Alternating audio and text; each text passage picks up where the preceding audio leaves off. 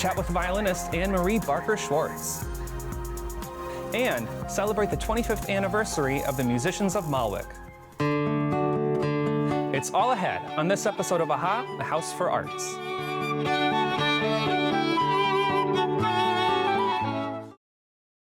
Funding for AHA has been provided by your contribution and by contributions to the WMHT Venture Fund. Contributors include the Leo Cox Beach Philanthropic Foundation, Chet and Karen Alpelka, Robert and Doris Fisher-Melisardi, and the Robeson Family Foundation. At M&T Bank, we understand that the vitality of our communities is crucial to our continued success. That's why we take an active role in our community. M&T Bank is pleased to support WMHT programming that highlights the arts, and we invite you to do the same.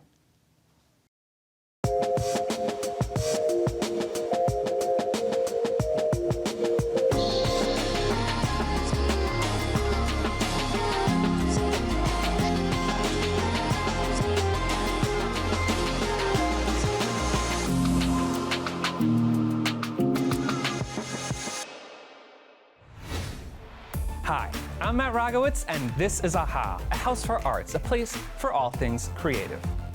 The Musicians of Malwick, founded in 1999 by violinist Anne-Marie Barker-Schwartz, is not your typical chamber music ensemble. The group specializes in music performed in America during the 18th and 19th centuries. I had the pleasure of speaking with Anne-Marie to learn more about the Musicians of Malwick as they celebrate their 25th anniversary.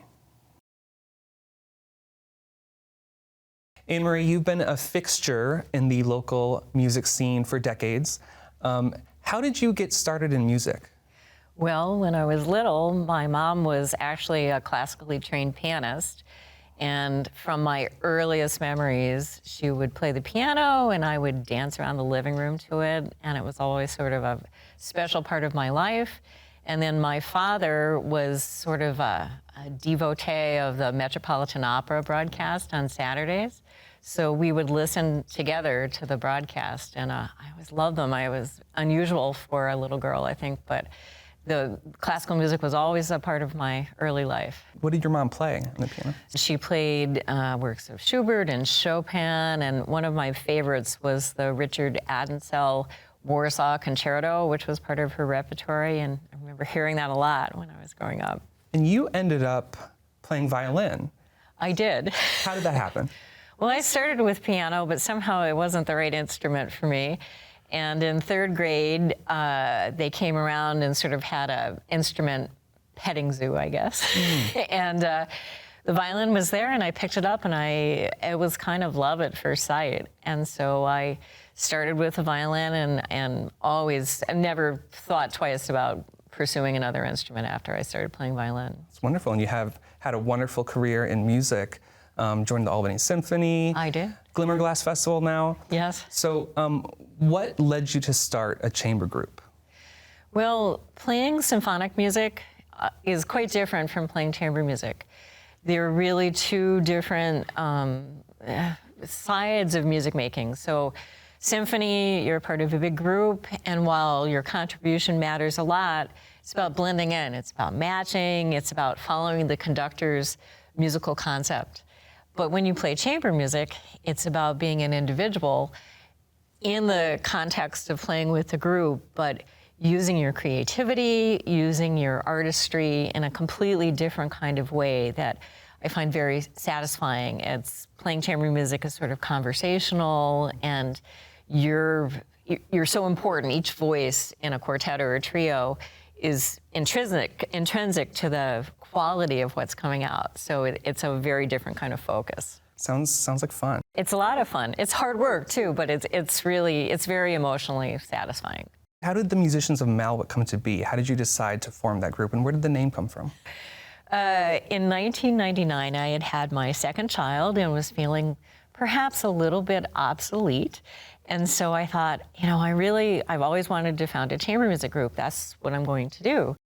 We had just bought a house called Malwick, built in 1712 in Scotia. And I thought, wow, think about the music that was happening when this house had its first inhabitants, and Handel was alive, and there's going to be this whole legacy of music. I should go back and sort of recreate what was happening back then, but in America. I went to the Schuyler Mansion because it's the 1761 home of General Philip Schuyler, and I thought, surely a person as prominent as Philip Schuyler would have had amazing music in his home, and I'm just going to look at their archives.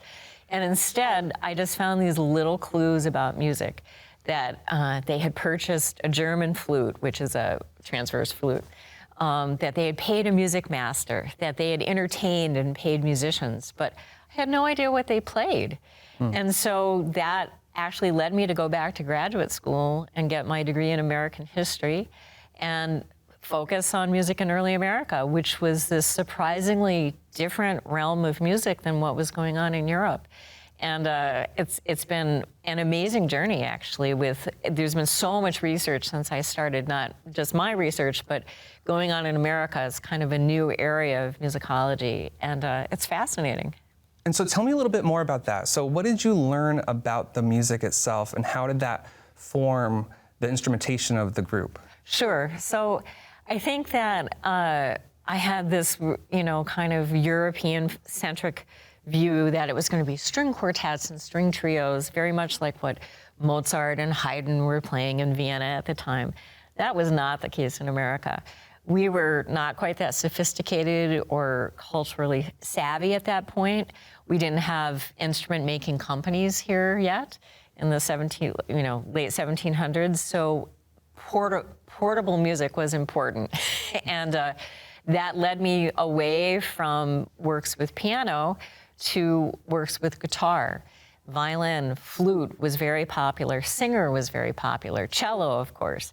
And so we had a core that's different than what you would normally find in Europe at the time of flute, violin, guitar, and cello. And the guitar sort of serves as that, more than single line accompaniment figure that the piano would fill out normally.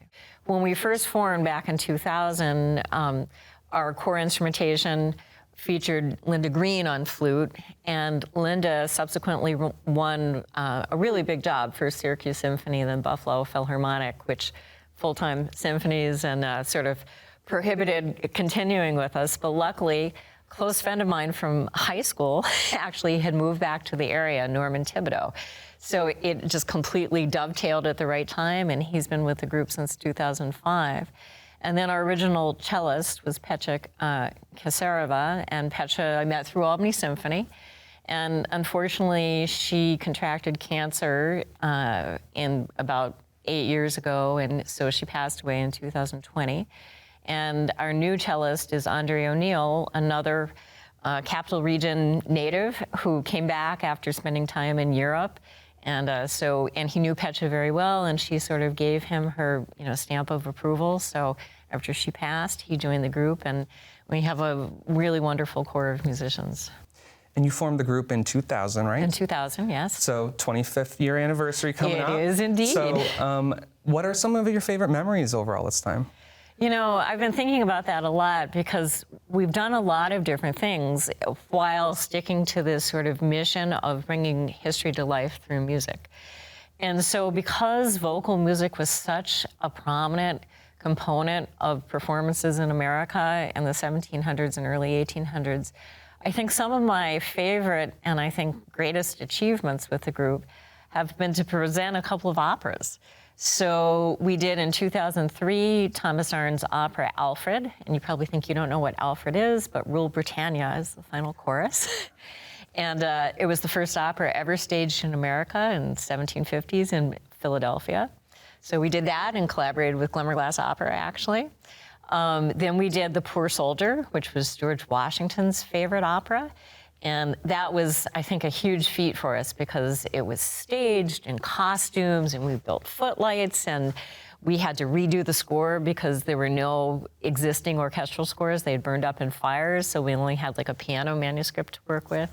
We knew it had been performed in Albany in 1808.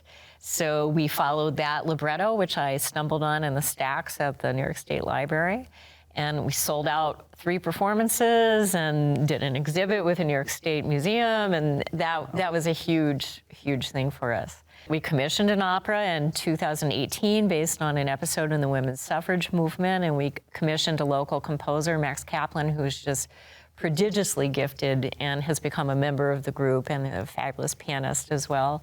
And that was another huge success, and we mounted that at a recycling facility that they turned into a theater for us, which was incredible. So we just did an opera actually a few weeks ago at the Troy Music Hall called Waterbird Talks. So that's certainly been a big part of our history. Another really special memory that happened very early on was to be invited to play for television producer Norman Lear for his purchase of the last private copy of the Declaration of Independence. And he flew us down to Atlanta.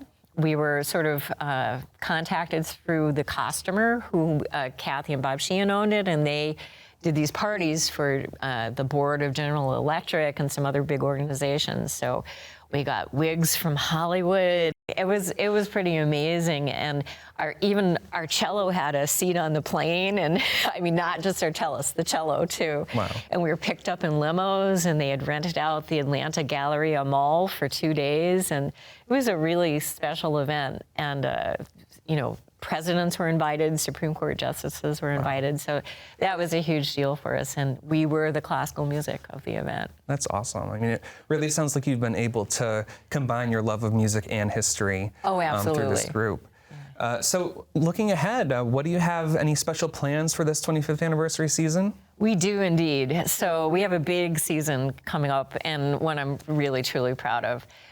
So we started these wine tastings that we call them wine triptychs, and they're pairing of certain nationalities of wine with food and music. And we started it last year, hugely successful. So we have a French wine tasting, we have a Romanian wine tasting, all with the appropriate food and music. We're collaborating with the modern dance company Ellen Sinopoli in January and making our Capitol Repertory sort of debut with that performance. We continue our residency at both Schuyler Mansion and at SUNY Schenectady, so we have lots of things going on there. We have our silver anniversary Viennese Ball right here in the WMHT TV studios, and that's in March, and we're so excited about that. What else? And then we have a tour of this Zollner String Quartet program. The Zollner Quartet was a very famous early American quartet, a family quartet, with the first violinist, the daughter of the group, which of course in the early 1900s was unheard of. And she became sort of an idol for the suffrage movement, of course. They were fabulous. They were very active touring schedule. They appeared all throughout New York State and New England, all over the United States, actually. So we're going to some of the places that they played, including Wyoming, New York, Rentham, Massachusetts. They were a good friend of Helen Keller, who lived in Rentham, Massachusetts. We're going to Vassar College, where they played, playing up here, Love Theater, so very exciting. There's a lot going on. There is a lot going That's awesome. on. Well, congratulations on your anniversary. Thank you. And thank you so much for joining me on AHA Oh, today. just my pleasure. Thank you for having me.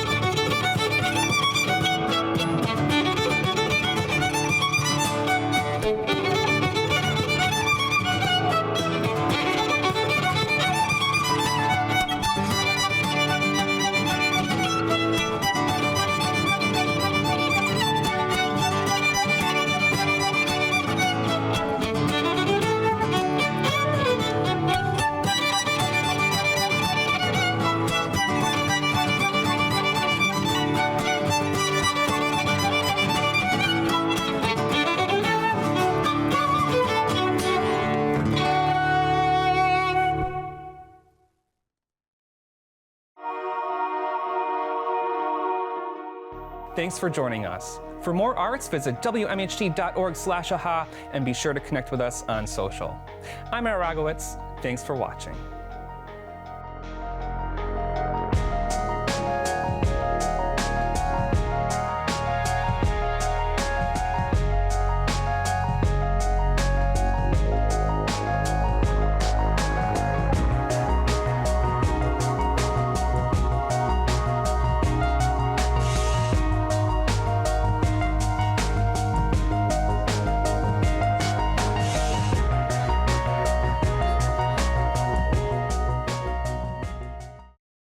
Funding for AHA has been provided by your contribution and by contributions to the WMHT Venture Fund. Contributors include the Leo Cox Beach Philanthropic Foundation, Chet and Karen Alpelka, Robert and Doris Fisher Melisardi, and the Robeson Family Foundation. At M&T Bank, we understand that the vitality of our communities is crucial to our continued success. That's why we take an active role in our community. M&T Bank is pleased to support WMHT programming that highlights the arts, and we invite you to do the same.